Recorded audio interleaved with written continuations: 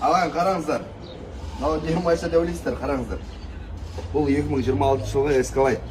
Міне 2025 Escalade. Мынау 2026 көрсем, ортасы қалай өзгеріп кеткен. Новый Escalade қой. Мына Escalade'ді салыстырыңдар. Мынаны қараңыздар. Бұрынғы Escalade'да. Ал мынау 2026 әлі ағайын Қазақстанда жоқ. Еще растамасы арзаншат. Не үшін білесіздер ма? Потому что бұл электрокар, Escalade'дің электрокары бұл.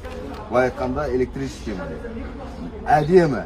Бұрын енді состояние айтамаймын. 2026 жылғы Қазақстан бөлек жоқ әлі. Бүкіл әлемде өзі аз машина ғой мынау. Ішін көрсетші. Мына дизайнын бір нәрсені көрсетші бірінші бар. Бірінші дизайнын көрсетші. Дизайнын көрсетші ма? Дизайн мынау. іштерін көрсетші. Экран анау екеулеп көре береді екенсіздер алдында отқан адамдармен ше. Мынау полный панорамасымен 7 орындықты. Арт жағымен келетін болсақ, міне.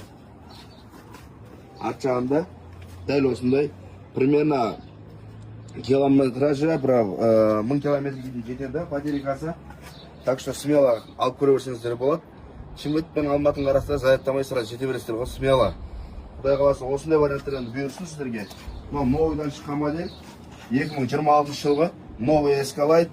Қазір енді құдай қаласа саудаласып жатырмыз, қанша болатын бағасын, минимальный сумма. Но бірақ жаңа 520 деп тұрған, 520-дан 485-ке түсірдік ағайын. Ол дегеніміз қанша түскен білесіздер ма? Почти 35 мың лира, 5 миллион теңге, 35 мың лира, 5 миллион теңге минусқа беріп тұр ағайын.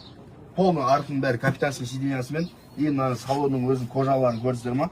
Ерекше тігілген, оригинальный ғой, енді былай айтқанда қымбат машиналардың осы жағы жақсы.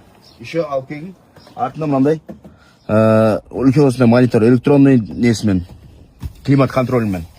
Әдемі. Бәрі бар.